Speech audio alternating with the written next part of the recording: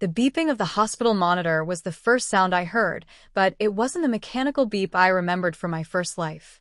It was sharper, more urgent, like a countdown. I opened my eyes to the same cracked ceiling tile above my bed, the same faded floral curtain that barely blocked the fluorescent light from the hallway. But my hand, when I lifted it to my face, was smaller. The calluses from years of waitressing were gone. The faint silver scar on my thumb from the broken ketchup bottle was missing. I sat up so fast the cheap mattress squeaked. The calendar on the wall read May 3rd, not the August 28th I had died on. I had died in a rented room above a laundromat, alone, with exactly $47 in my bank account and a phone full of voicemails from my mother demanding I send her money for my little brother's school trip. The same brother who was 32 and dealing meth out of her basement.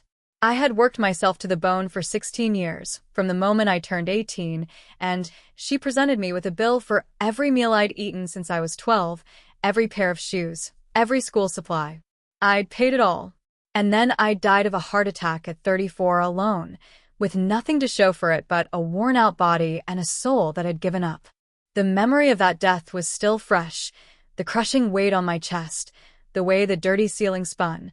The last thought that flickered through my mind. She took everything, not just the money. The years, the hope. And then I was here. May 3rd. I was 18 again, and today was the day my mother was going to help me open my first savings account. The same account she would drain within 6 months for a new SUV. The same account she would use to trap me because without my money, I couldn't afford the community college tuition I'd been saving for since I was 15. I didn't cry. I didn't scream. I just swung my legs off the bed, pulled on the same jeans I'd worn 1,000 times in the first life, and started packing a single duffel bag. 2 shirts, 1 pair of shorts, my birth certificate that I'd hidden under the loose floorboard since I was 16, and the envelope of cash I'd earned from babysitting the neighbor's kids, $340. It wasn't much. It was everything. My mother was in the kitchen when I came down, her back to me as she stirred instant coffee with a clinking spoon. She wore her usual uniform, a faded bathrobe, pink slippers with 1 broken strap, and a scowl that seemed permanently etched into her face. "Morning, princess," she said, not turning around. "Don't forget, we're going to the bank at 10. They have that special account for young people.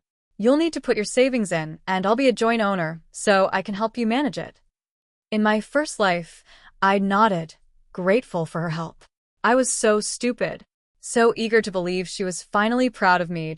"I'm not going to the bank," I said. My voice was steady. It surprised me that she turned, coffee mug halfway to her lips. Her eyes narrowed. "What do you mean you're not going?"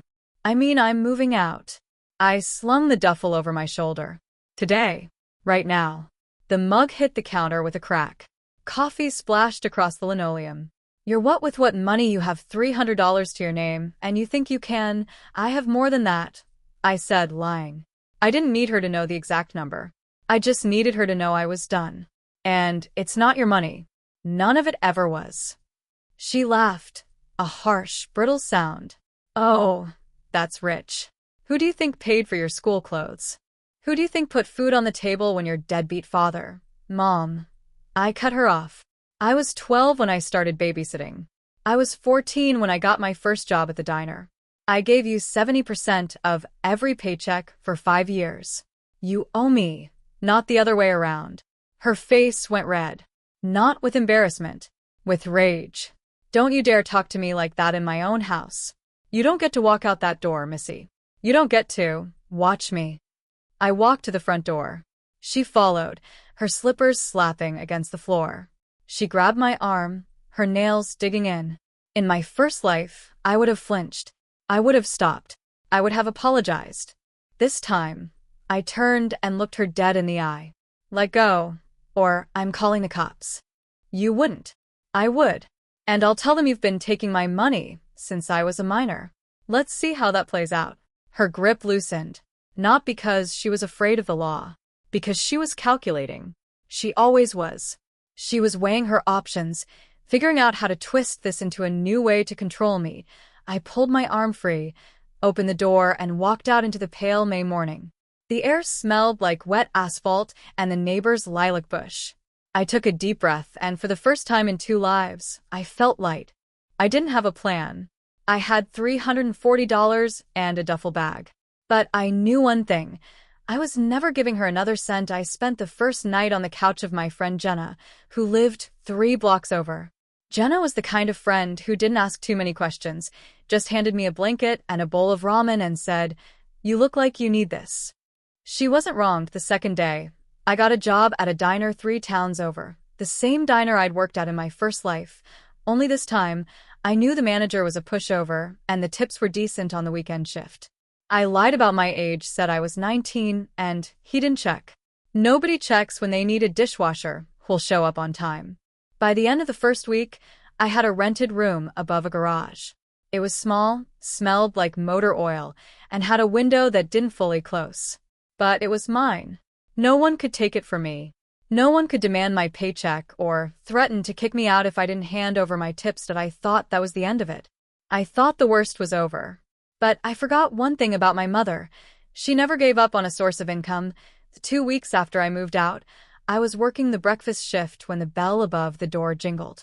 I looked up, coffee pot in hand, and there she was, standing in the middle of the diner with her faded bathrobe replaced by a clean blouse and slacks, her hair brushed, her face arranged into an expression of wounded maternal love. She was putting on a show. Every head in the diner turned. The regulars at the counter, the family in the corner booth, the cook peeking through the order window. She'd chosen the busiest hour on purpose. "Reborn," she called out, her voice carrying across the room. "Please, honey. Just come home. I don't care about the money. I just want my daughter back." The words hit me like a slap. Not because they hurt. Because they were so perfectly designed to make me look like the villain. The ungrateful daughter. The heartless runaway. I set down the coffee pot and walked over to her. My hands were shaking, but my voice was calm. "Mom." "I'm working." "I know, sweetheart. I know." She reached out and touched my arm, the same arm she'd grabbed 2 weeks ago. This time, her touch was soft. "But you don't have to do this. You don't have to work in a place like this. I'll help you. I'll always help you." The cook's wife, a heavy-set woman named Margaret who'd been coming to this diner for 40 years, put down her fork. "Is this your mother, dear?" I nodded. I could feel the room closing in on me. Everyone was watching, waiting. "She's just so stubborn," my mother said, shaking her head with a sad little smile. "She ran off without even saying goodbye. I've been worried sick." It was a perfect performance. The concerned mother, the wayward daughter. If I argued, I'd look like a brat. If I stayed silent, I'd look guilty. So I did the one thing she didn't expect. I pulled out my phone and hit play. The recording was from 2 weeks ago, the morning I left. I'd started recording as soon as she grabbed my arm, a habit I'd picked up in my first life, after she'd called the police on me once and told them I'd stolen from her. I'd been arrested. I'd spent a night in a holding cell. I learned after that to document everything. The diner went quiet as my mother's voice rang out from the tinny speaker. Asterisk, "You don't get to walk out that door, Missy. You don't get to." Asterisk, then my voice. Asterisk, "Let go, or I'm calling the cops." Asterisk, her voice again. Asterisk, "You wouldn't." Asterisk, and then the slam of the door. Did I stop the playback? The silence in the diner was absolute. My mother's face had gone pale, not with shame, but with fury. I'd just ruined her performance in front of an audience. "Mom," I said, loud enough for everyone to hear. "I moved out because you were taking my money. Every paycheck I earned, you took 70% and told me it was for my own good.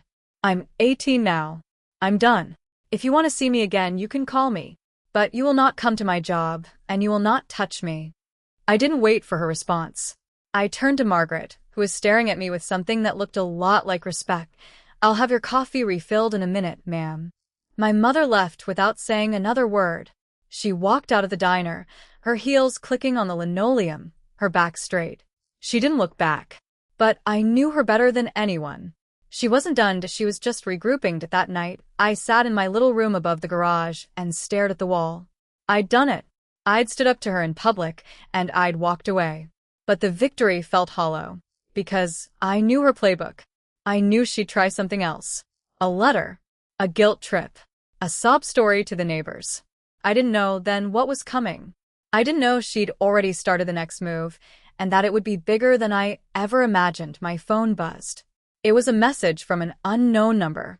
I opened it, expecting spam, that it was a photo. A photo of a bank statement. My mother's account.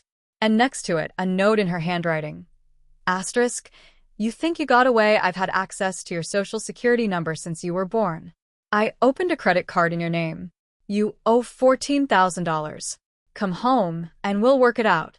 Stay away, and I'll call the police and tell them you're a thief. Asterisk. I stared at the screen for a long time. My hand was trembling again, but this time it wasn't fear.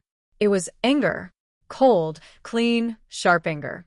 She hadn't just stolen my money. She'd stolen my future. She'd given me a debt I never agreed to, a crime I never committed. In my first life, I would have crumbled. I would have called her, begging, crying, offering to pay it off over 10 years if she'd just dropped the threat. I would have gone back to her house, crawled into the spare room, and spent another 16 years paying for a sin I didn't commit. But I was not that girl anymore. I had died. I had been reborn. And I had nothing left to lose. I picked up my phone and called the only person I knew who could help me, a lawyer I'd once waitressed for in my first life. A woman named Diane who told me, years ago, that I had a good head on my shoulders and to call her if I ever needed anything. I didn't have her number memorized, but I'd kept it in my wallet since I was 17. I'd never used it. Until now. She answered on the third ring. Hello. Diane, this is Reborn. I know this is out of the blue, but I need your help. There was a pause. Then, I remember you. The diner. What's going on? I told her everything. The savings account. The recording. The credit card. The $14,000 I supposedly owed. When I finished, she let out a long breath. Stay where you are. Don't talk to her. Don't post anything online. I'll be there tomorrow morning with a plan. And Reborn, yes, you're doing the right thing. She can't bully you if you don't let her. I hung up and sat in the dark. The room smelled like motor oil and rain.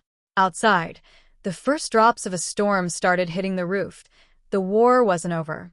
It had only just begun. Diane showed up at 9 the next morning, parking her silver sedan right in front of the garage. She was exactly as I remembered, sharp cheekbones, graying hair pulled back in a tight bun, and eyes that missed nothing. She wore a blazer even though it was already pushing 80 degrees, and she carried a leather briefcase that looked like it had been through a war. I met her on the gravel driveway. She didn't shake my hand. She just looked at me, nodded once, and said, "Show me the message." I handed her my phone.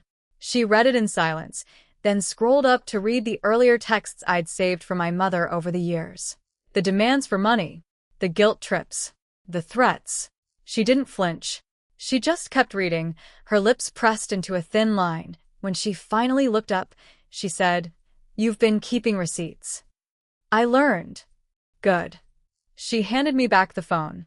First thing, we're going to the police station. Not to report your mother, not yet. We're going to file a preliminary identity theft affidavit. That puts a flag on your social security number and freezes your credit. She can't open any more accounts, and she can't use the existing one to rack up more debt. I nodded. My throat felt tight. What about the $14,000? That depends on how far you want to take this. She opened her briefcase and pulled out a folder. I did some digging this morning. Your mother has a pattern. 3 other credit cards opened in your name over the last 2 years. All maxed out. 2 personal loans from different payday lenders. Total debt, just over $22,000. I felt the world tilt. $22,000. I hadn't even known about the loans. She'd been building a mountain of debt in my name for years, and I'd had no idea. The good news, Diane continued, is that because you were a minor when the first card was opened, you have a strong case for fraud. The bad news is that proving it will take time, and in the meantime, debt collectors will come after you.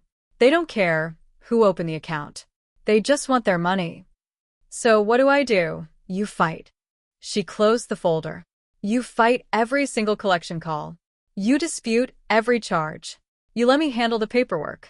And you don't, under any circumstances, pay a single cent toward that debt. The moment you make a payment, you acknowledge it as yours. I swallowed hard. She told me to come home, that we'd work it out. Diane's eyes hardened. She's not offering to work it out, Reborn. She's offering to make you complicit. If you go back, she'll control the narrative. She'll say you gave her permission. She'll say you knew about the cards, and you were helping her. It becomes your word against hers, and she's already spent years planting the seeds. I thought about all the times my mother had mentioned my future credit in passing. The offhand comments about how I should be grateful she was teaching me financial responsibility. It hadn't made sense at the time. Now it did. She'd been building a paper trail that made me look like a willing participant. What do I do about the photo? I asked. The one she sent of her account, don't delete it. Forward it to me. That's evidence of her trying to coerce you. She pulled out a business card and handed it to me. My number is on there. You call me the moment she contacts you again. In the meantime, I'm going to file a police report on your behalf for the identity theft. That'll start the official process. She left an hour later, after we'd driven to the station, and I'd signed a stack of forms that made my hand cramp. The officer on duty was a young man with a tired face who didn't seem particularly interested, but he took the affidavit and told me I'd get a copy in the mail. It felt anticlimactic, like I'd just filled out a survey instead of reporting a crime.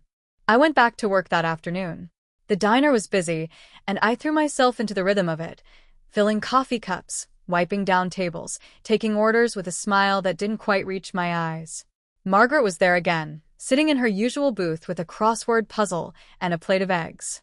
She watched me for a while before she said anything. Your mother came back, you know, she said, not looking up from her puzzle. Yesterday, after you left. Sat in that booth right there. She nodded toward the corner, ordered a cup of coffee, and cried for an hour. I stopped wiping the table. She cried, loud enough for everyone to hear. Talked about how her daughter ran away, how she didn't know what she did wrong, how she'd never been so hurt in her life.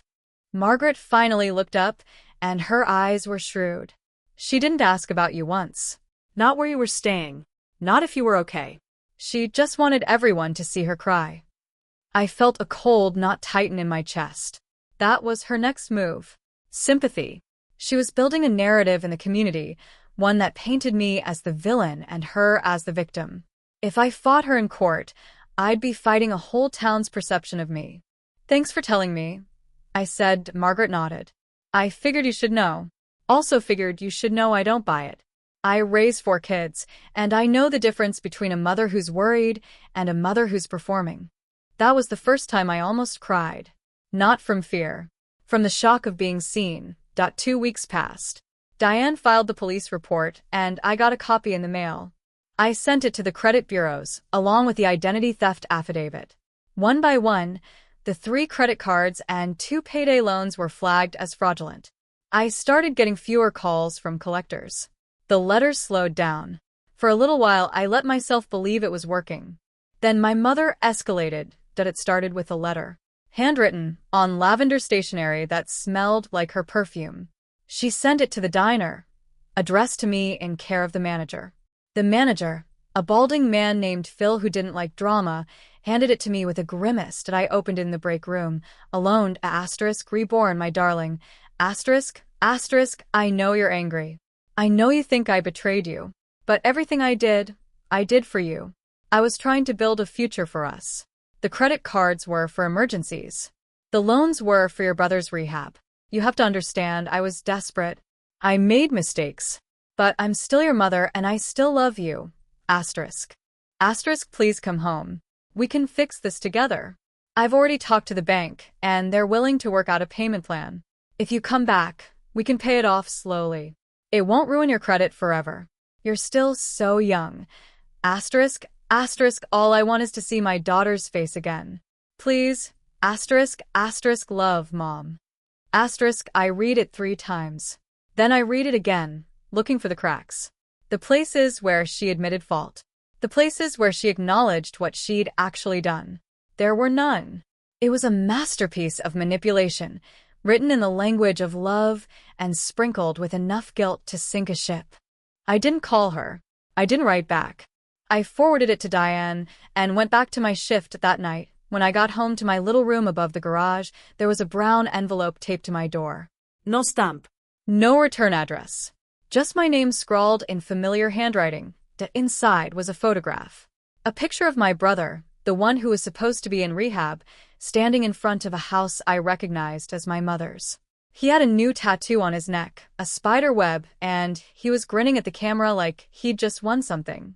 On the back of the photo, my mother had written, *, he came home. He's clean. He wants to see you. Don't you want to see your brother? *, it was a threat dressed up as an invitation. She was reminding me that he existed, that he was on her side, that if I didn't cooperate, she could send him after me. My brother had a temper. He'd broken someone's jaw in a bar fight when I was 16. He'd served time for assault. He wasn't someone you wanted showing up at your door. I called Diane immediately. She picked up on the first ring. She sent a picture of my brother, I said. He's got a new tattoo. She's implying she'll send him. There was a pause. I'm going to say something, and I need you to hear it. Don't react. Just listen. Okay. She's not going to send him. She's bluffing. If she sends him, she loses control of the situation. He's unpredictable, and she knows it. Right now, she's trying to scare you into coming home. If you stay strong, she'll try something else. What else can she do? She can come to your work again. She can go to the police and claim you stole the money. She can file a civil suit against you for the debt. But she can't physically force you back. The knot in my chest loosened a fraction. What do I do about the photo? Keep it. Document everything. If she shows up, call the police. Don't engage. Don't let her see you react. I hung up and sat in the dark. The storm from 2 weeks ago had passed, but the air still felt heavy. I looked at the photo again. My brother's grinning face, my mother's handwriting on the back. She was trying to make me feel trapped. Cornered. Like the only safe option was to go back. I didn't go back, but she didn't stop. The next week, I got a call from Jenna. She sounded nervous. Hey, Reborn. I don't know how to tell you this, but your mom came by my place. She said she was just checking on you, making sure you were okay. I didn't tell her anything, I swear. But she asked about where you were staying, and I didn't say anything, but she kept looking at my apartment like she was trying to memorize it. My blood went cold. Did she threaten you? No, she was nice. That's what scared me. She was really, really nice. She brought me a casserole. She said she just wanted to make sure you had people looking out for you. A casserole? My mother hadn't cooked a meal in my entire life that didn't come from a box, and suddenly she was making casseroles for my friends. It was a message, a reminder that she could reach anyone I knew, that she was watching. Jenna, I need you to promise me something. If she comes back, don't let her in. Don't tell her anything. And if she asks about me, just say you haven't seen me. I already did that. She didn't believe me. She kept saying, you girls stick together, I understand. But she's my daughter, and I just want to make sure she's safe. I closed my eyes. The manipulation was so subtle, so skilled, that even Jenna, who hated drama, had almost fallen for it. If my mother could get to Jenna, she could get to anyone. Thank you for telling me, I said. I'm sorry she put you in that position. It's not your fault. Just be careful. Okay, she seems like she's not going to give up. I knew she wasn't. I'd known that from the moment I walked out the door. That night, I started keeping a journal. Not the kind for feelings, the kind for facts. Every time my mother contacted me, I wrote down the date, the time, the method, and what she said. Every call, every letter, every visit to my friends. I documented it all. Diane had taught me that. I didn't know then that I was building a weapon. My brother showed up 3 days later.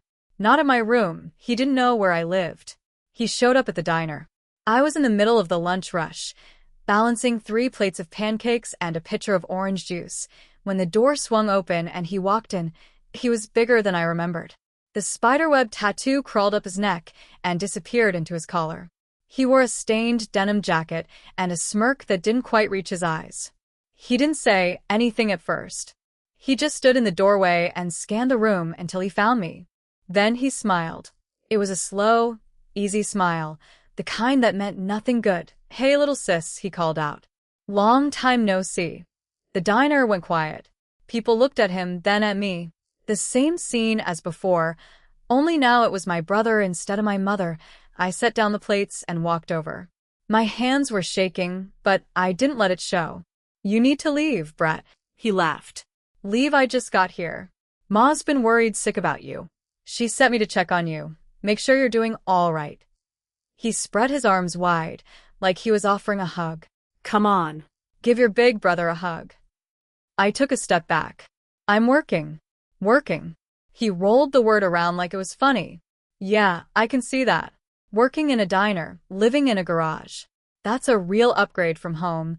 Huh? I said leave. My voice was louder now. The cook had come out of the kitchen, wiping his hands on his apron. Phil, the manager, was hovering near the register, his face pale. Brett didn't move. He just tilted his head and looked at me with that same lazy smile. Ma says you got some idea in your head that she stole from you. That's not true, and you know it. She's been killing herself trying to take care of us. The least you could do is show a little gratitude. The least I could do, I repeated, my voice shaking now, is call the cops and have you removed. His smile flickered. Just for a second. You wouldn't do that. Try me. He took a step toward me. The cook moved forward, but I held up my hand. I wasn't going to let this turn into a brawl. Not in my place of work. Not in front of everyone. I'm going to say this once, I said, keeping my voice low so only he could hear. If you don't leave right now, I will press charges for harassment. I'll tell the police about your parole officer. I'll tell them you violated your terms by coming here. And I'll tell them you threatened me. His face went hard. The lazy smile was gone. You're making a mistake. I've made a lot of mistakes. Walking out that door wasn't one of them. For a long moment, we just stared at each other.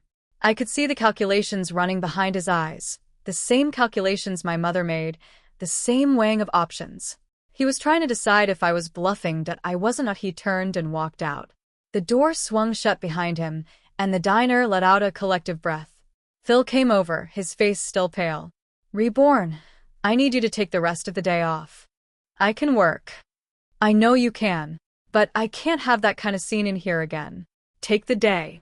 Come back tomorrow. I nodded. I couldn't blame him.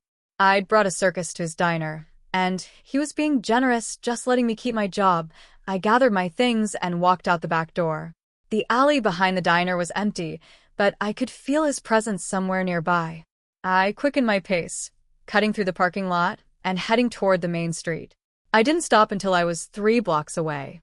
That night, I called Diane again. He showed up, I said. My brother. At the diner. I heard the tone in your voice. What happened? He left. But he's not going to stop. Neither is she. She's using him like a weapon. Diane was quiet for a moment. I've been thinking about that. She's escalating because she's losing control. The credit freeze, the police report, she knows you're fighting back.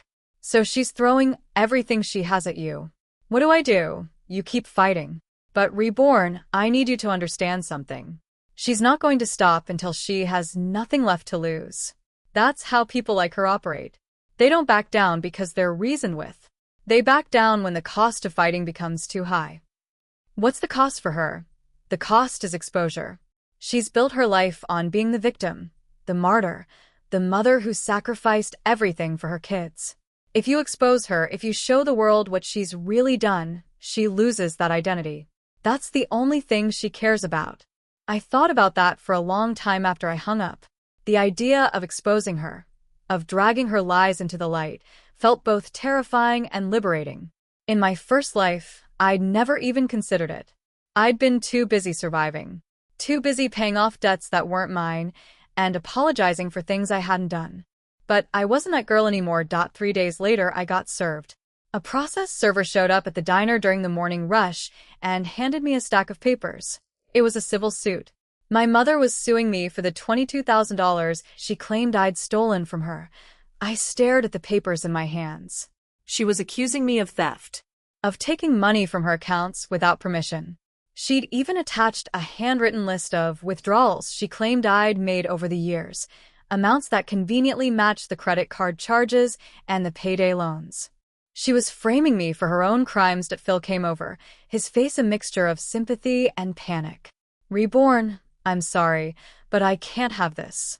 I can't have you being served at my diner. It's bad for business. I understand. I'm going to have to let you go. The words hit me harder than I expected. I'd been working there for a month. It wasn't much, but it was steady. It was mine. And now it was gone. Okay, I said. I'll clear out my locker. I packed my things in silence. Margaret was watching me from her booth, her crossword puzzle forgotten. She didn't say anything, but her eyes said enough. I walked out the back door and stood in the alley. The sun was bright and unforgiving. I had no job, no savings to speak of, and a lawsuit I couldn't afford to fight, but I also had Diane. I had a journal full of evidence. And I had a fury burning in my chest that wouldn't let me stop. I called Diane from the alley. She sued me. I know. I got a copy this morning. Phil fired me. I don't have a job. Then come to my office. We need to talk strategy. I walked to Diane's office. 40 minutes on foot, through neighborhoods I'd never seen before. Her office was in a small brick building on the edge of town, sandwiched between a laundromat and a pawn shop. The sign on the door said Diane K. Morrison, attorney at law. It was modest, professional, exactly what I needed.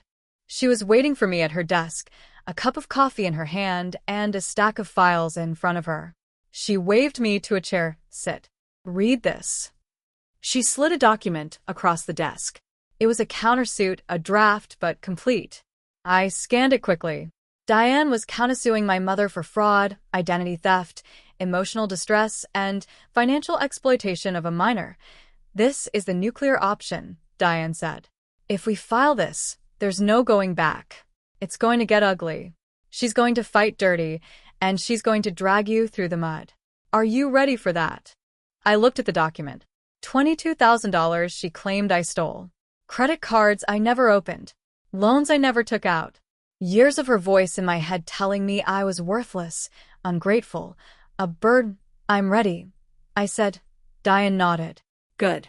Because I need you to know something.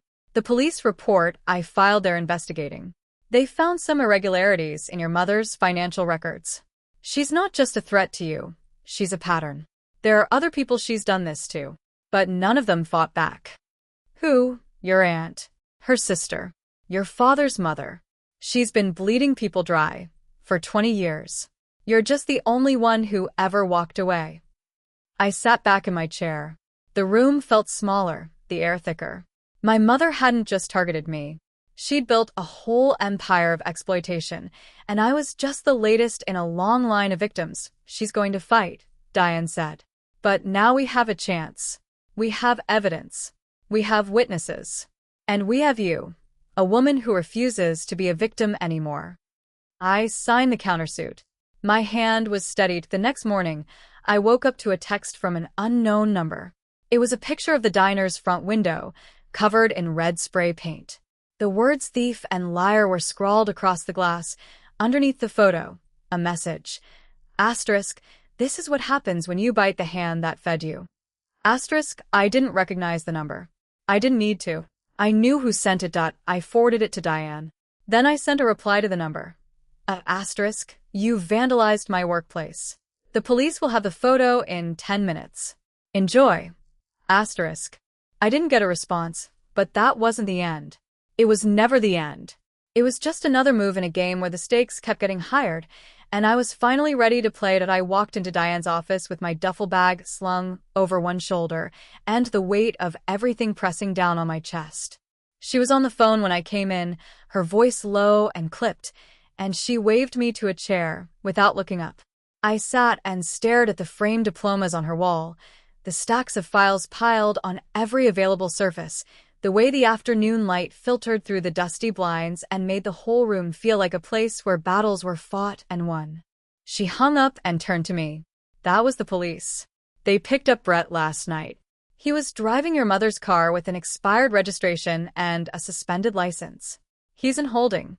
I blinked. He was arrested. Not for anything related to you, but it buys us time. He can't show up at the diner if he's in a cell. She paused. And speaking of the diner, Phil called me. He said he's sorry about letting you go. He wants you to know that if you ever need a reference, he'll give you a glowing one. That's something, at least. It is. But we have bigger problems. She slid a thick folder across the desk. Your mother's lawyer filed a motion to dismiss your countersuit. He's arguing that the statute of limitations on the credit card fraud has expired and that you can't prove you didn't give her permission to open the accounts. My stomach dropped. What does that mean? It means we have to prove intent. We have to show that she knowingly and deliberately defrauded you, and that she did it with malice. That's a higher bar than just showing the accounts existed. Can we do that? Diane leaned back in her chair. We can. But it's going to require something from you that you might not want to give. What? I need you to testify. Not just in court. I need you to give a deposition. On the record. Your mother's lawyer will be there, and he'll ask you questions. Hard questions. He'll try to make you look like a liar, a thief, an ungrateful daughter. He'll bring up everything, your grades, your boyfriends, any mistake you've ever made. That's how they win. They don't prove you're guilty. They just make you look guilty enough that no one believes you. I swallowed hard. The thought of sitting in a room with my mother's lawyer, answering questions designed to tear me apart, made my skin crawl. But I'd been torn apart before. I'd been buried under 16 years of her manipulation, and I'd still clawed my way out. I'll do it, I said. Diane's eyes softened. Just a fraction. Good. I'll schedule it for next week. In the meantime, I want you to stay off social media. Don't post anything. Don't respond to anyone. Your mother's lawyer will be looking for anything he can use against you. I don't even have social media. Good. Keep it that way. I left her office and walked back to my room above the garage. The air was thick and humid, the kind of afternoon that promised a storm. I climbed the stairs, unlocked the door, and stopped. Someone had been inside. The room was small, barely 100 square feet, and I'd left it exactly the way I always did, bed made, duffel bag on the floor, a single plate in the sink. Now the duffel bag was open, its contents scattered across the floor. My birth certificate was gone. The envelope with my emergency cash was gone. The small notebook where I'd been writing down every interaction with my mother was gone. Everything that mattered was gone, and I stood in the doorway and stared at the mess. My hands were trembling, not with fear, with rage. She'd sent someone. Maybe Brett before he got arrested. Maybe someone else. It didn't matter. She'd found my room, and she'd taken everything that could help me fight back. I called Diane. She broke into my room. She took my birth certificate, my cash, my journal. Did she take your phone? No. I had it with me. Don't go inside. Don't touch anything. I'm calling the police. Stay where you are. I waited on the gravel driveway, watching the clouds gather overhead. The first drops of rain started to fall just as the police cruiser pulled up. A young officer got out, a woman with short red hair and a weary expression. She took my statement, looked at the room, and told me there wasn't much they could do. And no forced entry, she said. The landlord told us the back window was open. Anyone could have climbed in. But my things are gone. I'll file a report. But unless we have fingerprints or witnesses, it's a low-priority case. I nodded. I'd expected that. I wasn't surprised. I wasn't even angry anymore. I was just tired. The officer left, and I stood in the rain, watching the drops soak into the gravel. My birth certificate. My cash. My journal. All of it gone. She'd taken the physical proof, but she couldn't take the memories. She couldn't take the knowledge I'd written down. I still knew every date, every threat, every lie. That I went back inside, carefully, and started putting my room back together. The plate was still in the sink. The bed was still made. I gathered the scattered clothes from the floor and folded them. I opened the drawer where I'd hidden the birth certificate and stared at the empty space. Then I saw it. A small piece of paper, folded tightly, tucked under the edge of the drawer. I pulled it out and unfolded it. Asterisk, you can run, but you can't hide. I'll find you everywhere you go. Come home, and I'll give you back your things. Stay away, and I'll take everything else. Asterisk, the handwriting was hers. The same looping letters from the letter, from the photo, from the note on the bank statement. That I didn't cry. I didn't scream. I sat on the edge of my bed and stared at the note until the words blurred together. Then I picked up my phone and sent a message to Diane. Asterisk, she left a note. I'm sending you a picture. Asterisk, I took a photo and sent it. A minute later, she replied. Asterisk, that's evidence of stalking. I'm adding it to the file. Stay strong. Asterisk, I stayed strong. I didn't have a choice. The next morning I went to the bank. Not the one she'd wanted to take me to, a different one, in the next town over. I opened a new account with the last of my money, $67 and change. I set up a password that she'd never guess, and I made sure the bank knew that no one else was authorized to access the account. Then I went to the DMV and requested a replacement birth certificate. It would take 2 weeks, they said, but they gave me a temporary document that I could use for basic purposes. It wasn't much, but it was something. The deposition was scheduled for Thursday. I spent the days leading up to it at Jenna's apartment, sleeping on her couch, helping her clean her kitchen, anything to keep my hands busy and my mind from spiraling. Jenna didn't ask too many questions. She just let me be there, and that was more than I could have asked for. I'm sorry about what she did to your room, Jenna said, not looking up from the dishes she was washing. That's messed up. It's fine. It's not fine. But I get it. You don't want to talk about it. I didn't. So I didn't. Thursday morning, I put on the only decent outfit I owned, a pair of black slacks I'd found at a thrift store and a plain white blouse. I walked to Diane's office, and she drove me to the courthouse. The deposition room was small and windowless, with a long table, a few chairs, and a court reporter sitting in the corner with her stenography machine.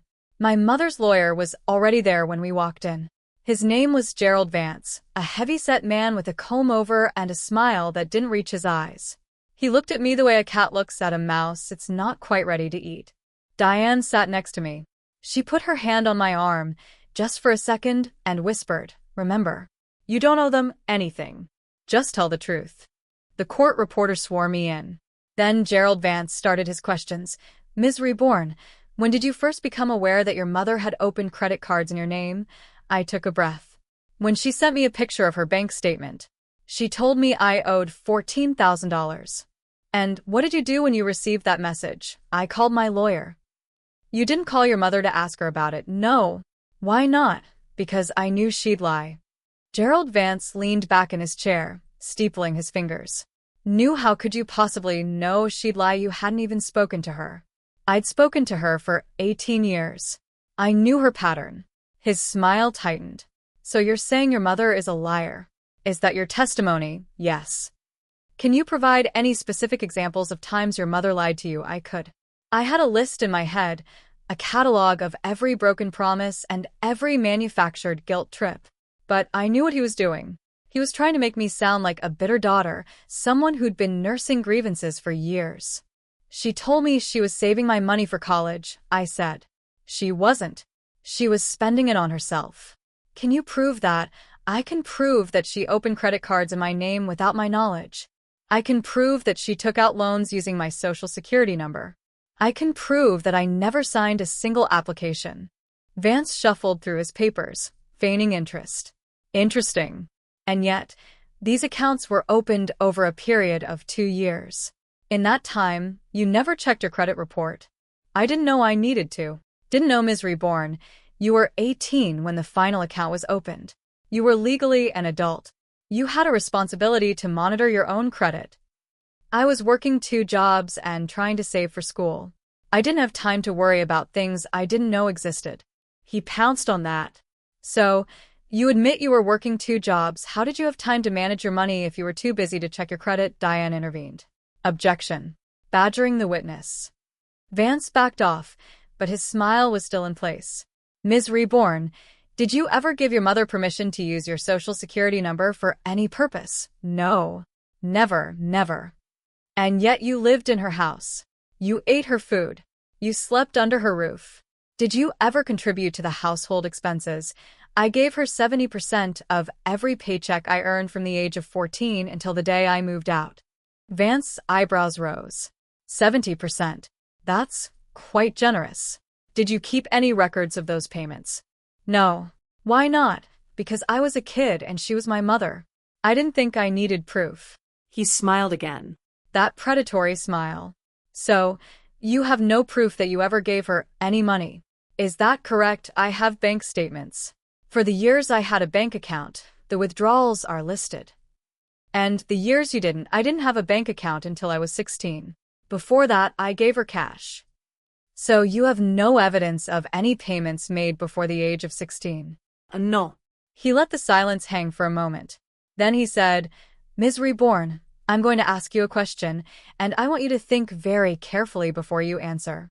Are you suing your mother because she wronged you, or are you suing her because you're angry that she stopped you from getting what you wanted? I felt my face flush. She committed fraud against me. She stole my identity. That's why I'm suing. But you were angry, weren't you, when you found out about the credit cards? You were angry, and you wanted revenge. I was angry, yes. But that's not. And you decided to come after her in court because you wanted to hurt her as much as she hurt you. That's not why I filed. Then why did you file? Ms. Reborn, I looked at Diane. She gave me a small nod. Permission to speak freely, because she's been doing this to me my entire life, I said. And if I don't stop her now, she'll keep doing it to someone else. Vance's smile faltered. Just for a second. Then he pressed on, but I'd seen the crack. He hadn't expected that answer. He'd expected tears, anger, something he could use against me. Instead, I'd given him something he couldn't twist. He asked a few more questions, but I could tell his heart wasn't in it. He was going through the motions, trying to salvage a losing position. When he finally finished, Diane asked a handful of redirect questions, confirming the timeline and the evidence. The deposition ended. Gerald Vance packed his briefcase and left without saying a word. The court reporter gave us copies of the transcript, and Diane drove me back to her office. You did good, she said. It felt like I was being grilled. That's the point. They want you to crack. You didn't. I leaned my head against the window. The afternoon sun was warm, and for the first time in weeks, I felt like I was winning. That feeling didn't last. 3 days later, Diane called me with news that made my blood run cold. Your mother filed a restraining order against you. A restraining order? She's the one who's been harassing me. She claims you've been threatening her. She says you called her and told her you'd ruin her life. She says you sent her threatening messages. I never did any of that. I know. But she filed it, and until we can get it dismissed, you have to stay away from her. No contact. No phone calls. No visits. If you violate it, you'll be arrested. She's using the system to trap me. Yes. But that's what she does, isn't it? She finds the system's weak spots and exploits them. Diane paused. There's something else. Your brother's parole hearing is next week. Your mother is going to testify on his behalf. She's going to say he's been sober, that he's been staying with her, that he's turned his life around. And she's going to mention you. How you abandoned the family. How you made false accusations. She's going to paint you as the source of all the family's problems. My brother had a record. He'd been arrested before. He'd served time. If he got out, he'd be free to come after me again. And my mother would have the perfect excuse to keep him close, keep him loyal, keep him as her weapon. What do? I asked. You go to that hearing. You testify. And you tell the truth. I spent the next few days preparing. Diane gave me a list of questions she expected his lawyer to ask, and she coached me on how to answer them without getting emotional. It was hard. Every question felt like a knife twisting in an old wound. But I did it. I practiced until my answers came out smooth, measured, rehearsed. The day of the hearing, I put on the same black slacks and white blouse. I walked into the courtroom with Diane by my side. My mother was already there, sitting in the front row, her face arranged into an expression of a grieving, devoted mother. She didn't look at me, but I felt her presence like a weight. Brett was at the defendant's table, wearing a cheap suit that didn't fit. He looked smaller than I remembered. The spiderweb tattoo was still visible at his collar, and his hands were cuffed in front of him. The hearing started. Brett's lawyer spoke first, painting a picture of a troubled young man who'd made mistakes, but was finally on the right path. He called my mother to the stand. She walked to the witness box with the same performance I'd seen at the diner, the trembling hands, the watery eyes, the voice that broke just enough to sound genuine. She talked about how Brett had changed. How he'd found God. How he'd come home and helped her around the house. How he'd been a source of comfort after her daughter abandoned her. My stomach turned. She was weaving a story that had no basis in reality, and she was selling it to everyone in the room. Then it was my turn. That I walked to the stand, sat down, and faced the judge. A tired-looking man with silver hair and reading glasses perched on his nose. He looked at me over the rims of his glasses and said, "You may proceed." I took a breath. Diane had told me to stick to the facts. No emotion. Just the truth, Your Honor. I'm here to tell you that Brett Reborn is not a changed man. He's been using drugs, he's been in and out of trouble, and he's been used by my mother to threaten and intimidate me. The lawyer for Brett's parole board jumped to his feet. Objection, Your Honor. This is character assassination. The judge held up a hand. Overruled. Continue, Miss Reborn. I did. I told them about Brett showing up at the diner, about the threats, about the way he'd looked at me like he was trying to decide if I was worth hurting. I didn't have the journal anymore, but I had the memories. I had the phone records. I had the texts from him, the same texts I'd saved to my phone before my mother took the journal. I pulled out my phone and showed the judge the messages, the threats, the pictures, the evidence I'd been collecting since the day I moved out. When did you start recording these? The judge asked. The day I left home. I knew she wouldn't stop. I knew she'd try to destroy me. The judge looked at the phone, then at my mother. I saw a flicker of something in his eyes. Doubt. Suspicion. The first crack in her performance, Brett's lawyer tried to cross-examine me, but I had answers for everything. I had a timeline. I had records. I had a witness in Jenna, who'd seen my mother at her door. I had Margaret, who'd seen her at the diner. I had Diane, who'd seen every piece of evidence I'd collected. By the time I stepped down from the stand, the room was silent. The judge looked at my mother. Then he looked at Brett. Bail is denied, he said. Mr. Reborn will remain in custody pending a full review of the evidence. We'll reconvene in 30 days. The room exploded with chatter, but I didn't hear any of it. I walked out of the courtroom, Diane's hand on my back, and I didn't look back. My mother was waiting for me in the hallway. Her face was a mask of fury, barely contained. "You're destroying this family," she hissed. I stopped. I looked at her. For the first time in my life, I didn't feel afraid. I'm not destroying anything. You already did that. I'm just cleaning up the mess. She lunged at me. The bailiff grabbed her before she could get close. I watched her struggle against him, her face twisted, her voice shrieking words I couldn't understand. Then I walked away. I didn't go back to the garage. I went to Jenna's apartment, and I sat on her couch, and I didn't move for hours. Jenna brought me tea and sat beside me. "What happens now?" she asked. "I don't know. But whatever it is, I'm ready for it." She squeezed my hand. "I know you are." That night, I got a text from an unknown number, *. "You think you win? I'll show you what winning looks like. Tomorrow. The diner. Noon. Don't be late." I didn't respond. I forwarded it to Diane. The next day, I didn't go to the diner. I went to the police station and I filed a formal complaint for harassment. Then I went home and I waited. The war wasn't over. But I'd stopped running. And for the first time, I was the one controlling the fight. The morning after the hearing, I woke up on Jenna's couch with a headache that felt like someone had taken a hammer to my skull. The sunlight coming through her thin curtains was too bright, too aggressive, and I pulled the blanket over my head and tried to remember the last time I'd slept through the night without waking up to the sound of my own heartbeat pounding in my ears. I couldn't remember. Jenna was already up, moving around the kitchen with that quiet efficiency she had. She was one of those people who could make toast without making a sound. I heard the click of the toaster, the soft pour of coffee into a mug, and then her footsteps as she walked over and set the mug on the table beside me. "You look like death," she said. "Thanks." "Seriously. Have you eaten anything in the last 24 hours? I thought about it. No. "Then get up and eat something." She pulled the blanket off me. "You have a phone call in 20 minutes. Diane called. She said it's important." I sat up too fast, and the room tilted. "What time is it?" 9. She said she'd call at 9:30. "You've got time to shower." I took the fastest shower of my life, dressed in the same black slacks and white blouse.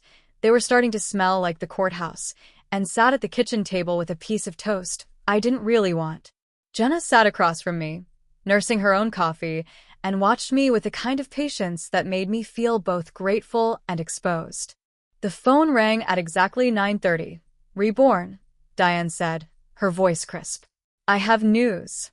Good news and bad news. Which do you want first? Bad news. Get it over with. Your mother's lawyer filed an emergency motion to have the restraining order against you expanded. He's claiming that you showed up at the courthouse and threatened her. He's got a witness. A witness who? Your brother. He's claiming he saw you approach her in the hallway and make a verbal threat. He's still in custody, but he gave a statement." I felt the blood drain from my face. "He's lying." She approached me. She lunged at me. The bailiff saw it. "I know, but his statement is on the record, and that means we have to address it. The good news is, the judge is not buying it. He's seen your mother's pattern. He's read the evidence. He's denying the expansion of the restraining order." I let out a breath I didn't know I was holding. "So it's over." "It's not over. But it's moving in the right direction. The judge has also ordered a full financial audit of your mother's accounts. He wants to see exactly where that $22,000 went. If she can't account for it, she's going to have a very hard time convincing anyone that you stole it. Does she know about the audit? She knows. And she's not happy.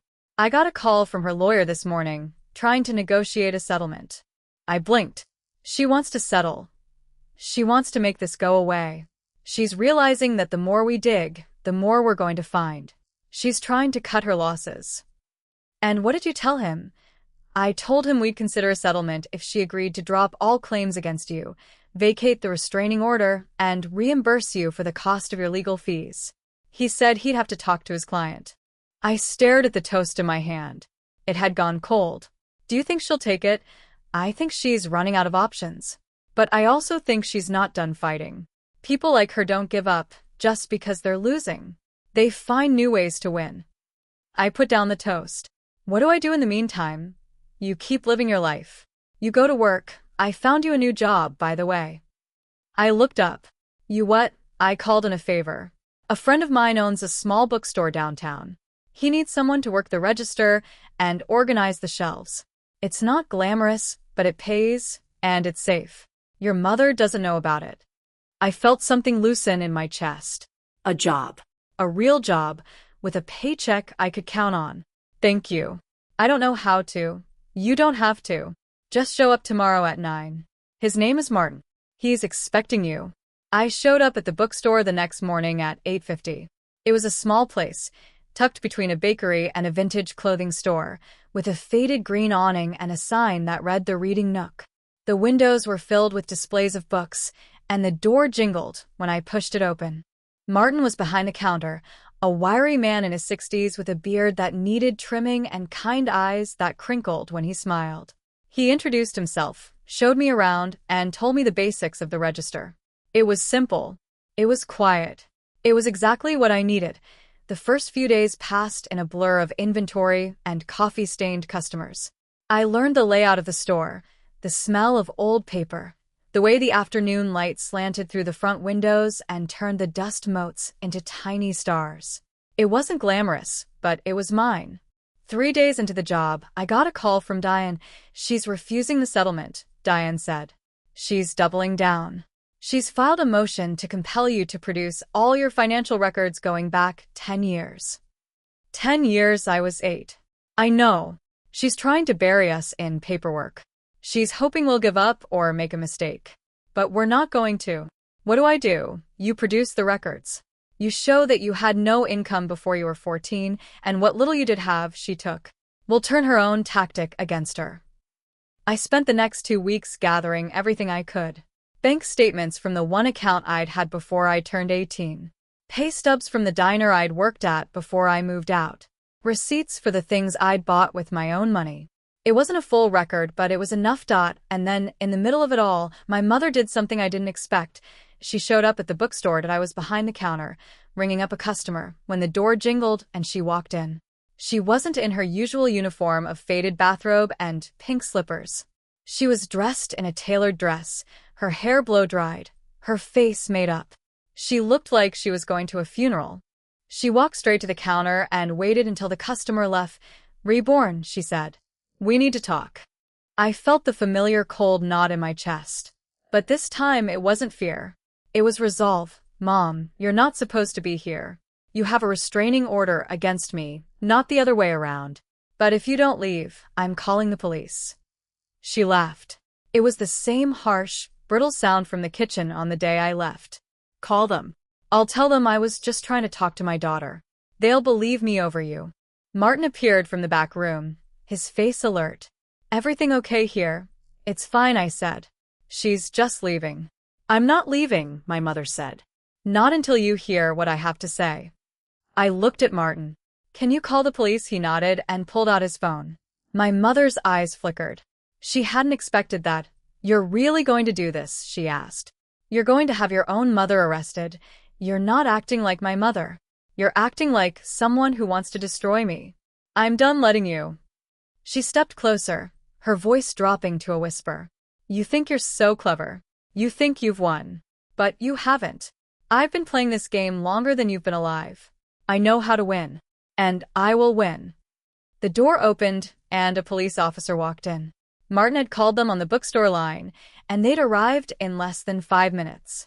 The officer was a tall man with a calm face, and he listened as I explained the situation.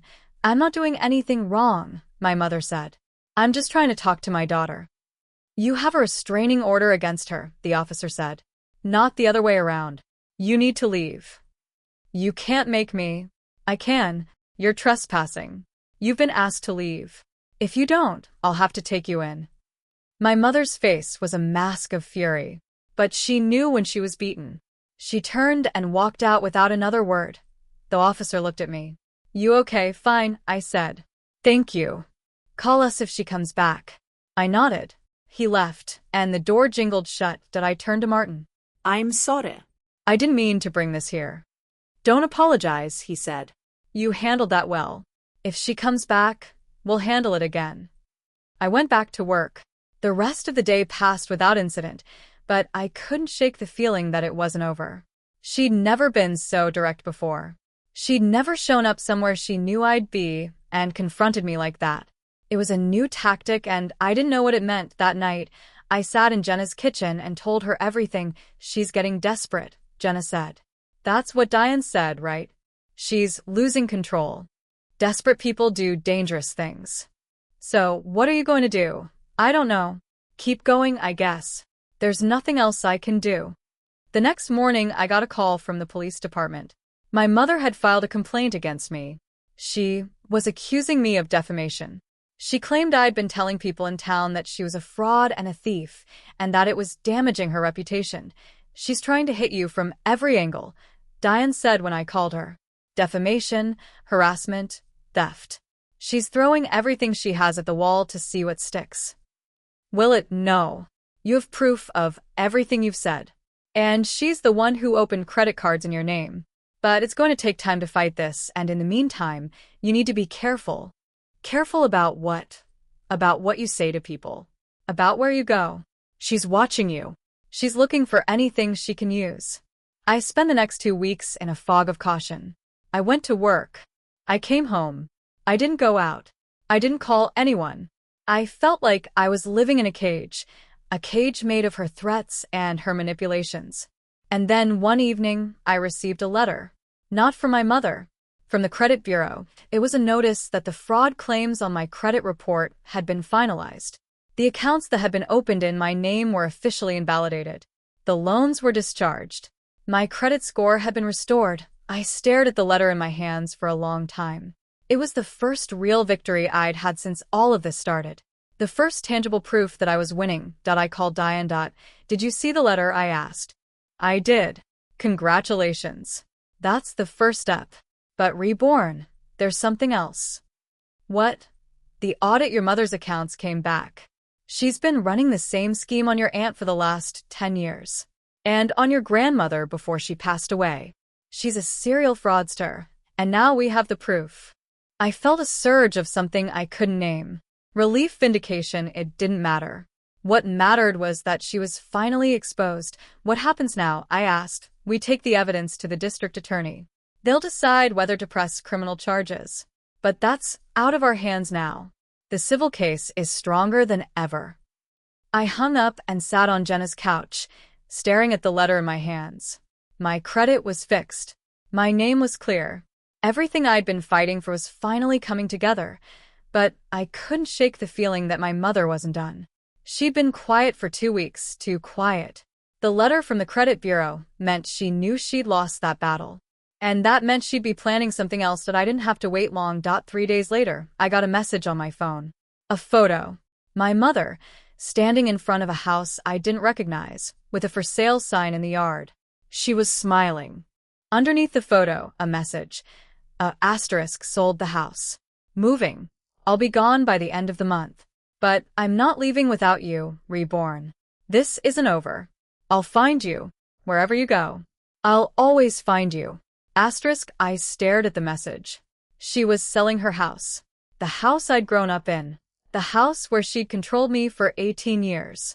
She was leaving, but she was taking me with her, at least in her mind. She wasn't going to let me go. She couldn't. I called Diane. She's selling the house, I said. I know. I got a call from her lawyer. She's moving to Florida. She says she's starting over. She's not starting over. She's running away. Maybe. Or maybe she's trying to lure you. She wants you to follow her. She wants you to think you've won, and then she'll spring her trap. I'm not falling for it. Good. But I need you to be careful. She's going to try to make one last move, and it's going to be the biggest one yet. I hung up and stared at the ceiling. The game wasn't over. It had just entered its final phase. I went to work the next day feeling like a ghost. I went through the motions, ringing up customers, shelving books, smiling at Martin, but my mind was elsewhere.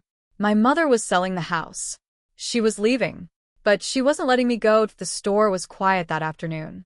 The rain had started, a steady drizzle that turned the streets into mirrors. I was organizing the back shelf of self-help books when the door jingled, and someone walked in. I looked up. It wasn't my mother. It was a man I didn't recognize. He was tall, well-dressed, in a suit that looked expensive. He walked with the kind of confidence that came from money, from privilege. He looked around the store like he was looking for something specific. Can I help you? I asked. He looked at me, and for a moment, I saw something flicker in his eyes. Recognition.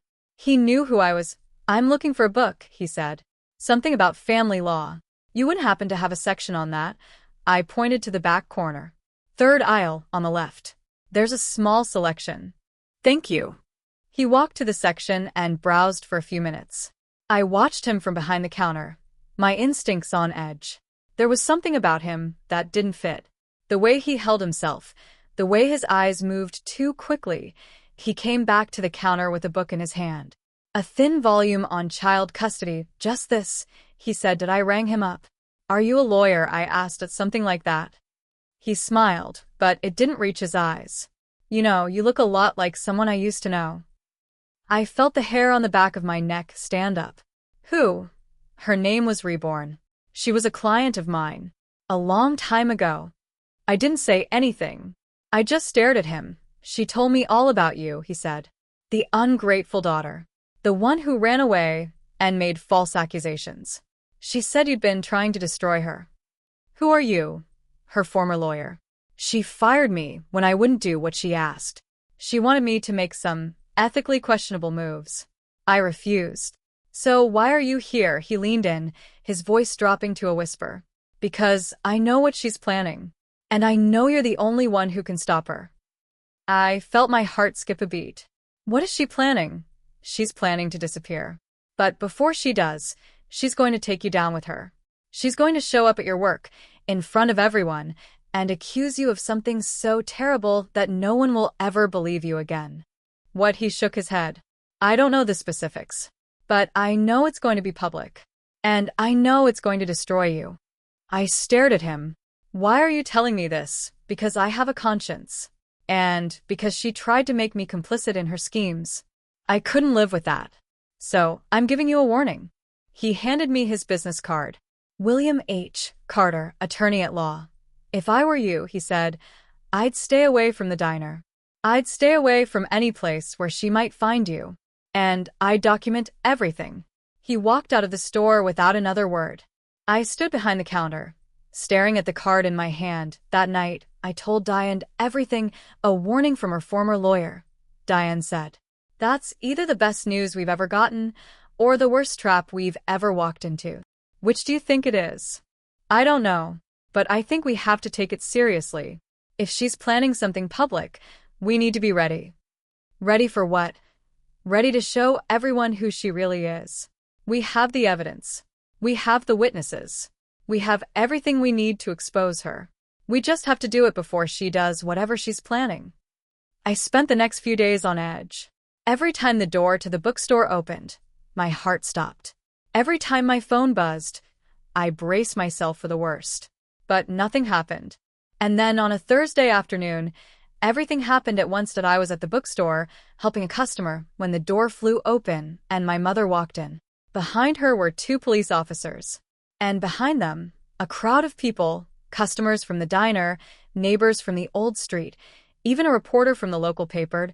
She'd brought an audience. My mother walked to the center of the store and turned to face everyone. Her face was a mask of tragedy, her voice trembling with what looked like real emotion.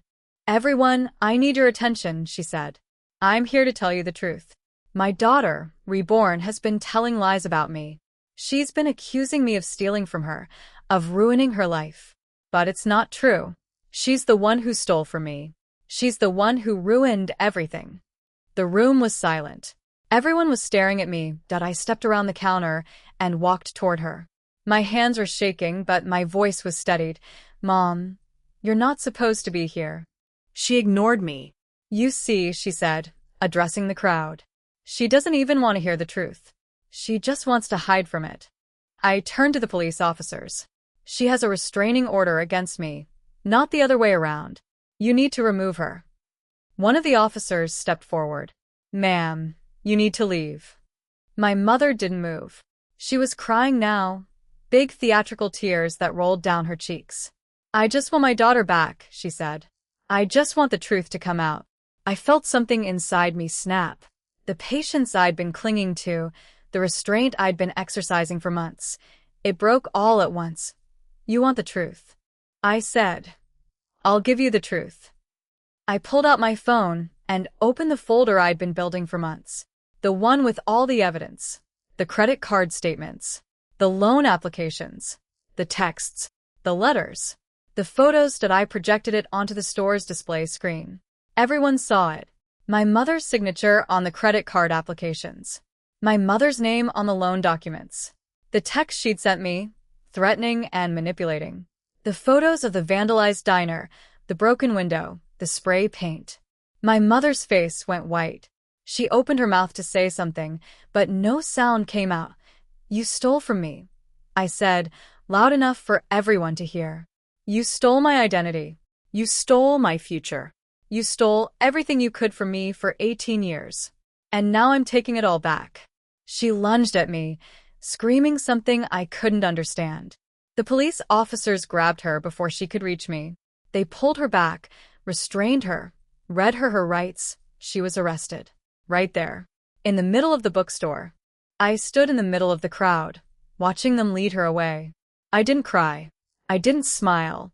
I just stood there, breathing till the crowd dispersed slowly. The reporter tried to ask me questions, but Martin escorted him out.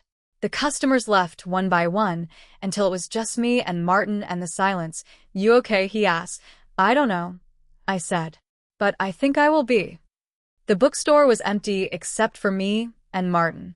The police had taken my mother away, the crowd had dispersed, and the reporter had been escorted out with a firm warning from Martin that if he printed a single word without my consent, he'd be hearing from Diane.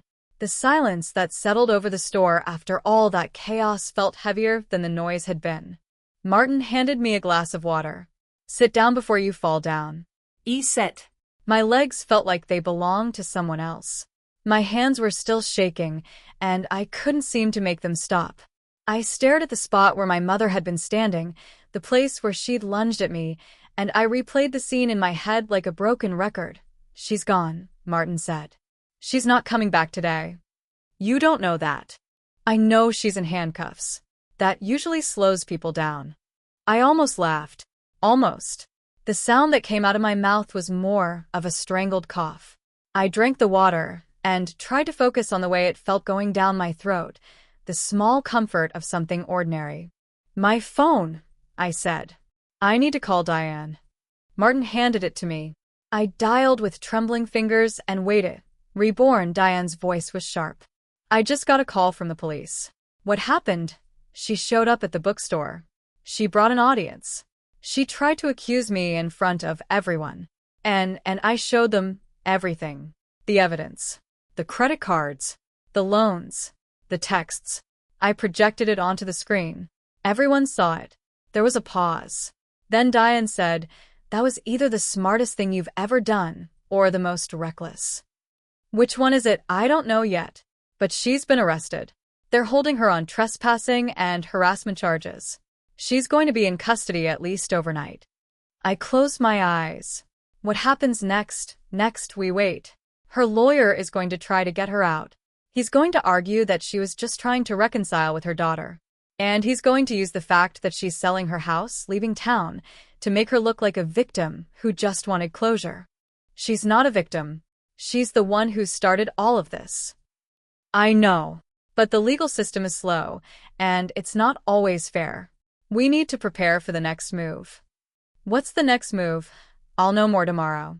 For now, go home. Rest. You've earned it. I didn't go home. I went to the police station. The officer at the front desk was the same young woman who'd taken my report about the break-in at the garage. She recognized me and nodded. "Here to see your mother?" "No. I'm here to file a formal statement about what happened at the bookstore."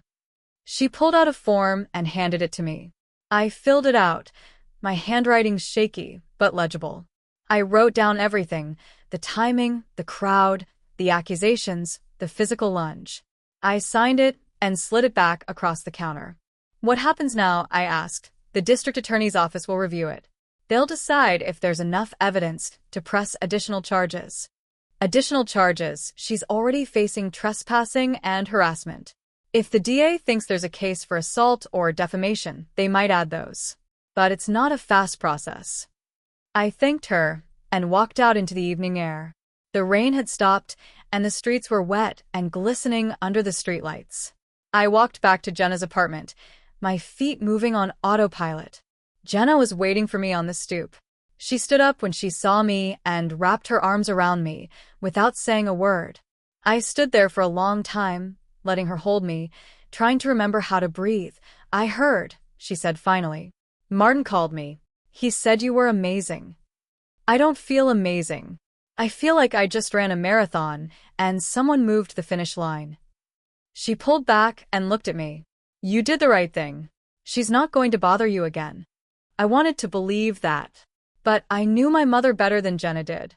She didn't stop. She never stopped. That night, I lay on Jenna's couch and stared at the ceiling.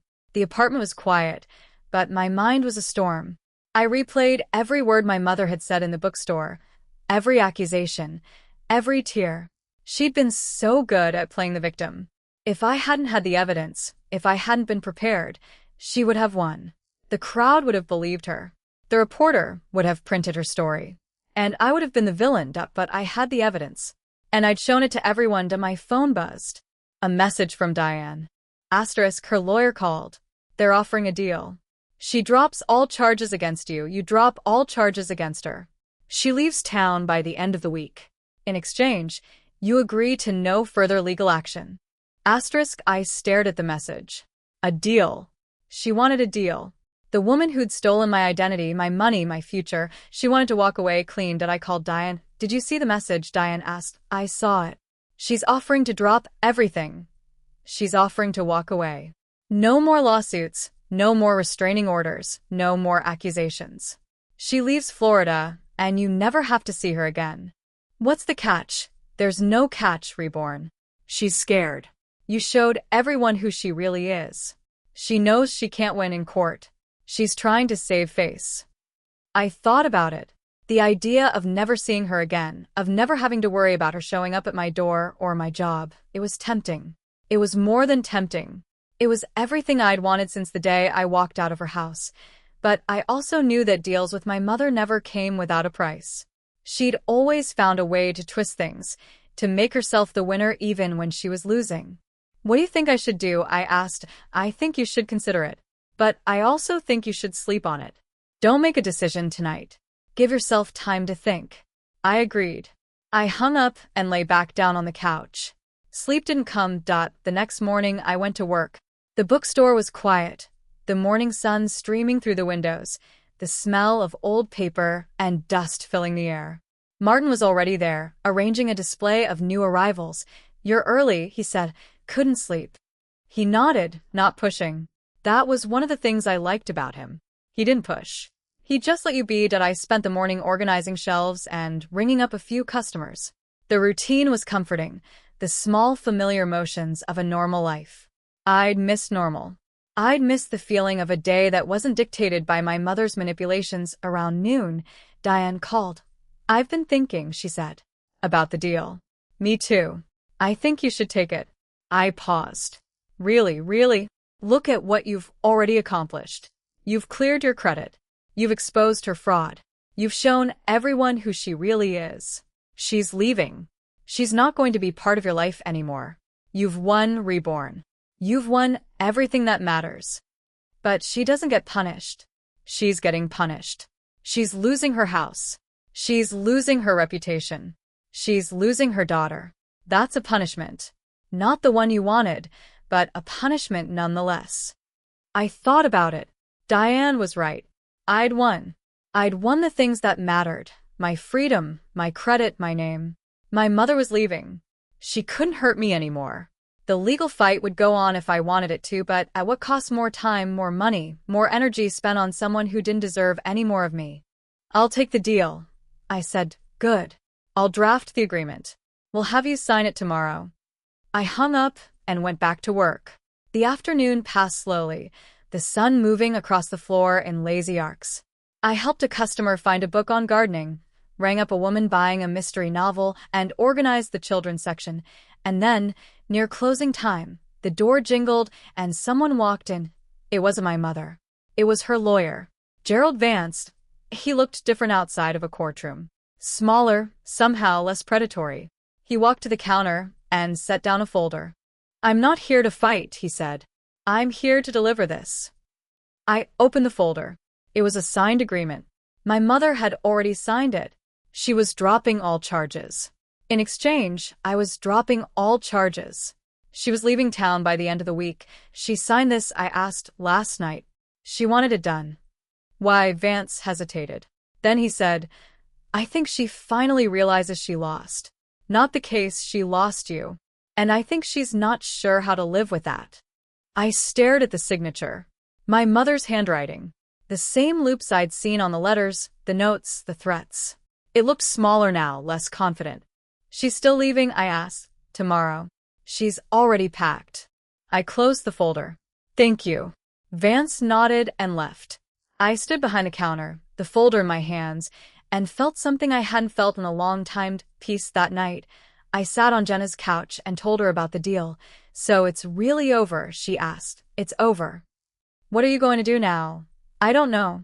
Breathe, I guess. Figure out what normal feels like. Normal sounds good. It does. But normal didn't come that night.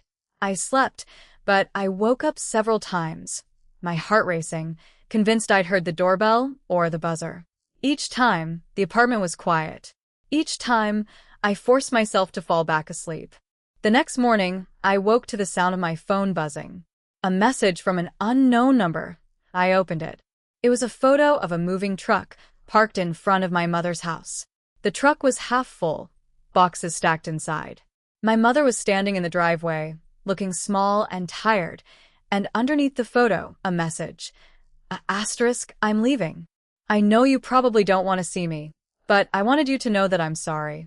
I know it doesn't fix anything, but I am. Goodbye, Reborn. I hope you find what you're looking for. Asterisk. I stared at the message for a long time. I didn't know if it was real. I didn't know if she meant it. But for the first time, I didn't have to figure it out. It wasn't my job to decipher her lies. It wasn't my job to protect myself from her. I typed a reply. 3 words to asterisk, goodbye, Mom. Asterisk, I didn't send it. I deleted it, then I put down the phone, got dressed, and went to work. The next few days passed in a blur of quiet routine. I went to the bookstore, came home, talked to Jenna, ate dinner. I didn't check my phone obsessively. I didn't brace myself every time I heard a noise. I started to feel like a normal person again. 3 days after my mother left, I received a letter. A real one, with a stamp and a return address. It was from Florida. I opened it with cautious hands. Inside was a handwritten letter, 3 pages long. Asterisk, reborn, asterisk, asterisk. I'm writing this because I don't think I'll ever get the chance to say it in person. I've done a lot of things I'm not proud of. I've hurt you in ways I'm only beginning to understand.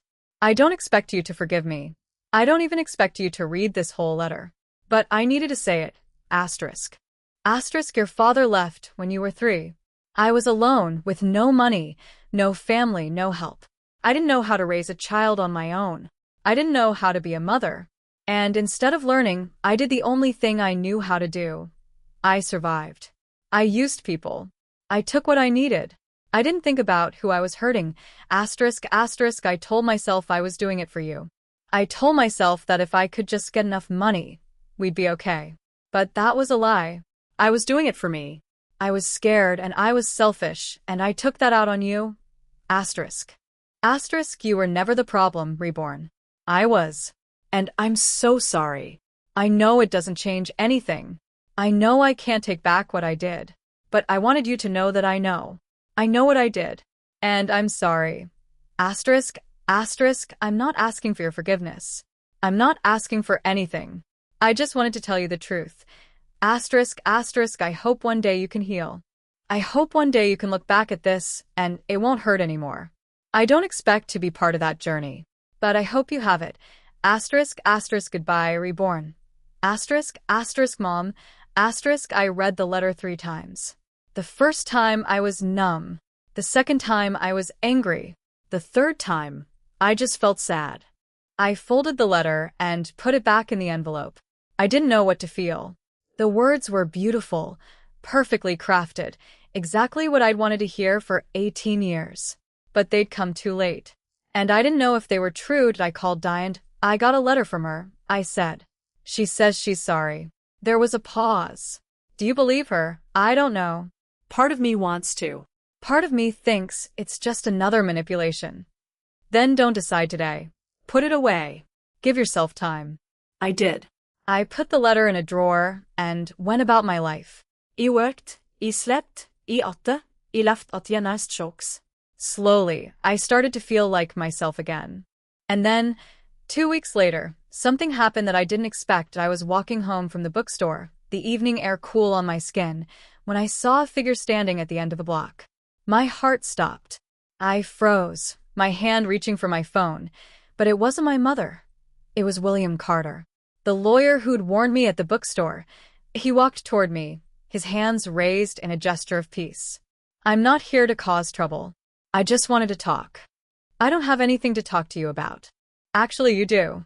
He stopped a few feet away. Your mother's case, the one about your brother. The parole board is going to review it again. There's been new evidence. New evidence. Your brother has been running a small drug operation from your mother's house. The police found it when they did a final walkthrough before the sale. He's going to prison, Reborn. For a long time. I felt my knees go weak. My brother. The person my mother had used to threaten me. The weapon she'd held over my head. He was going to prison. Why are you telling me this? Because I wanted you to know you can relax. He's not coming after you. She's not coming after you. It's over. I stared at him. You came all the way here to tell me that, he nodded. I've been carrying a lot of guilt. I knew what she was doing, and I didn't stop it. I could have helped you sooner, but I didn't. I wanted to make it right. I didn't know what to say. So, I just said, thank you. He nodded and walked away. I watched him go, his figure disappearing into the fading light. I walked home in a daze. When I got to Jenna's apartment, I sat on the couch and stared at the wall. Are you okay? Jenna asked. I think so, I said. I think I finally am. 6 months passed. I didn't count the days, not really. I woke up one morning and realized I'd stopped flinching when my phone buzzed. I'd stopped scanning every room I walked into for her face. I'd stopped holding my breath every time I rounded a corner. The fear had faded, slowly and quietly, like a bruise that finally stopped hurting. I was still working at the bookstore. Martin had offered me a promotion, assistant manager, and I'd taken it without hesitation. The pay wasn't life-changing, but it was enough. Enough for the small room I'd rented above a bakery 2 blocks from the store. Enough for groceries. Enough for a small savings account that I added to every month. Enough to feel like I was building something instead of just surviving. Jenna was still my closest friend. She'd started dating a guy named Eric, a soft-spoken mechanic who fixed her car for free and brought her flowers on no particular occasion. I liked him. He made her laugh in a way I hadn't heard in years. The bookstore had become my anchor. The routine of it, the smell of the paper, the way the afternoon light slanted through the front windows, it all felt like home. Martin had become something like family. He didn't ask about my mother. He didn't pry. He just showed up every morning with a cup of coffee for me and a quiet kindness that I'd learned to trust. I'd started taking classes at the community college. Just one at first, an evening writing course that I'd signed up for on a whim. I'd always wanted to write, but I'd never had the time or the money. Now I had both. The professor was a woman in her 50s with silver hair and a voice that could make even a grocery list sound interesting. She'd read one of my essays aloud to the class and told me I had a voice. I'd almost cried. I was building a life. A real one. A life that didn't revolve around surviving my mother's next move. And then, on a rainy Thursday in November, the past walked back into my present. I was closing up the bookstore, counting the register, when the door jingled. I looked up, expecting Martin or a last-minute customer. Instead, I saw a woman standing in the doorway, rain dripping from her coat, her face half hidden under a hood. She pushed the hood back, and I felt my breath catch. It wasn't my mother. It was my aunt. My mother's sister, the one Diane had mentioned during the audit. The one my mother had also defrauded. Her name was Linda. I hadn't seen her since I was 12. She'd cut ties with my mother years ago, and I'd never understood why until now. "Reborn," she said. Her voice was soft, tentative. "I hope you don't mind me showing up like this. I tried calling, but I didn't have your number. I got your address from Diane." I set down the cash drawer. "How did you find Diane?" "I found her through the court records. She helped me, too, with my own case against your mother." "She defrauded you, too." Linda nodded. She walked toward the counter, her step slow, like she was giving me time to tell her to leave. "For 10 years. Credit cards, loans, everything she did to you. She did it to me too. I didn't know until Diane called me. I was too ashamed to press charges at first. But she convinced me." I felt something shift inside me. Not anger. Not sympathy. Something in between. A shared understanding. "Did you press charges?" I asked. "I did. She's facing additional counts now. The district attorney's office contacted me last month. They're building a case. They wanted to know if I'd testify." "Will you?" "Already agreed to. I want to see her held accountable." I didn't know what to say. So I said, "I'm sorry she did that to you." Linda smiled, a sad smile that didn't reach her eyes. "I'm sorry she did it to you too. I should have warned you. I should have told you what she was capable of. But I didn't know she'd use you. I didn't know she'd go after her own daughter. She went after everyone. She did." Linda paused. "I'm not here to drag up the past, Reborn. I came to tell you something. Your mother, she's not getting out. The state is pressing charges. She's going to be in prison for a long time. The identity theft, the fraud, the loans, she's looking at years. Decades, maybe." I felt the words settle into me, heavy but not painful. It was like hearing about a storm that had already passed. It had happened. It was over. And I was still standing. "She's not my problem anymore," I said. Linda nodded. "She's not. That's what I came to tell you. You're free. You've been free for a while now. I just wanted to make sure you knew it." I didn't have words. I just nodded. Linda reached into her bag and pulled out a small envelope. "This is for you. I found it among my things. It's from your grandmother. Your father's mother. She wrote it before she passed away. I didn't know she'd send it to me, until I was going through old boxes. I took the envelope. It was yellowed, the edges worn, my grandmother's handwriting on the front. She wrote it to me, Linda said, but it's about you. She wanted me to give it to you when you were old enough. I should have given it to you years ago. I'm sorry I didn't. I opened the envelope with trembling hands. Inside was a letter, short and simple to Reborn, I know your mother isn't kind to you. I know she takes from you. I know she makes you feel small. I want you to know that none of it is true. You are not small. You are not a burden. You are not what she says you are. I wish I could have been there for you. I wish I could have taken you away from her. But I couldn't. I wasn't strong enough. But you are. You are stronger than you know. One day you'll leave. And when you do, don't look back. You deserve a life that's yours. A life that's not hers. With all my love. Grandma. I read the letter 3 times. The first time, I didn't feel anything. The second time, I felt a tear roll down my cheek. The third time, I started to cry, not from sadness, but from relief. Somewhere, my grandmother had seen me. She'd known. She'd cared. I looked up at Linda. Thank you. Thank you for bringing this. She nodded. I should have come sooner. But I was scared. I thought if I came back, she'd find me. I thought she'd start up again. She can't hurt you anymore. I know. That's what Diane told me. That's why I'm here. She left a few minutes later, walking back out into the rain. I stood behind the counter, the letter clutched in my hands, and watched her go. That night, I sat in my small room above the bakery and read the letter again. Then I folded it carefully and put it in the drawer where I kept my important things, my birth certificate, my bank statements, the journal I'd kept during the worst of it. I didn't know what the future held. I didn't know if I'd ever forgive my mother or if I'd ever stop flinching at loud noises. But I knew, finally, that I was okay. I was going to be okay. The next morning I went to work early. Martin was already there, arranging the front display. You look good, he said. I feel good. Good. He handed me a cup of coffee. I've been meaning to ask you something. What I'm thinking of expanding. Opening a second location on the other side of town. I need a partner. Someone I can trust. I stared at him. Are you asking me to be your partner? I'm asking you to think about it. No pressure. But you've got a good head for this business. And I'd rather work with someone I like than someone I don't. I laughed. It was the first real laugh I'd let out in months. I'll think about it. Take your time. I took my time. I spent the next few weeks thinking about it, weighing the pros and cons. But in the end, I knew my answer. 1 month later, I signed the papers. I was officially a partner in the bookstore. Martin threw a small party at his house, and Jenna came, and a few of the regular customers who'd become friends.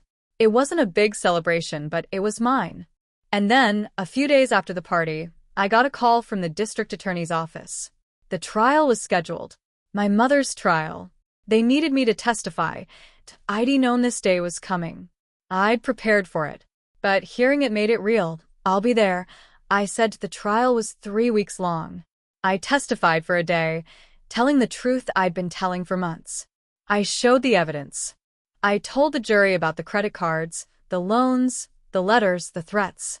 I told them about the day I walked out the door and the day she showed up at the bookstore. My mother sat at the defendant's table, her face impassive. She didn't look at me. She didn't say a word. But I caught her watching me once, and in her eyes, I saw something I'd never seen before: resignation. The jury deliberated for 2 days. When they came back, the verdict was guilty on all counts. The judge sentenced her to 12 years. She'd be eligible for parole in 8, but with her record and the weight of the evidence, it was unlikely she'd get out anytime soon. I sat in the courtroom and listened to the judge's words. I didn't feel triumphant. I didn't feel vengeful. I just felt finished. After the trial, I walked out of the courthouse and into the sunlight. The air was cold, crisp, the kind of winter day that makes you feel alive. I walked to the bookstore. Martin was waiting for me. It's over, I said. He nodded. I know. I saw it on the news. She's going to prison. Good. He paused. How do you feel? I thought about it. I thought about the years of fear, the years of struggle, the years of feeling like I was fighting a war I couldn't win. I thought about the letter from my grandmother, the warning from William Carter, the friendship of Jenna and Martin. I thought about everything I'd lost and everything I'd gained. I feel free, I said that, and I meant it. That evening, I went to Jenna's apartment. She'd made dinner, her first attempt at lasagna, which turned out to be a disaster of burned cheese and undercooked noodles. We ate it anyway, laughing at how bad it was, and then we sat on the couch and talked until the sun went down. She looked at me, her eyes soft. What happens next? I don't know, I said. But I think that's the point. I don't have to know. I just have to live it. She smiled. That's the most mature thing you've ever said. It's the most mature I've ever felt. We sat in the silence. The night was quiet, the street outside empty, the city settling into a calm winter darkness, and for the first time in my life, I wasn't afraid of the dark. I wasn't afraid of what might come next. I wasn't afraid of the silence. I was just here. And that was enough. Later that night, I went back to my room above the bakery. I stood by the window and looked out at the street below. The streetlights cast orange puddles on the pavement. A cat skittered across the road and disappeared into an alley. I thought about my mother. I thought about her in a prison cell, stripped of everything she'd built.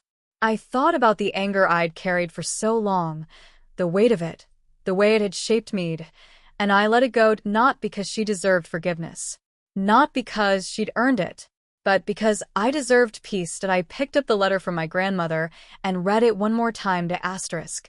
You are stronger than you know. Asterisk. I folded it and put it back in the drawer. Then I turned out the light and lay down in bed. The darkness was soft, like a blanket. I closed my eyes, and for the first time in as long as I could remember, I slept without dreaming.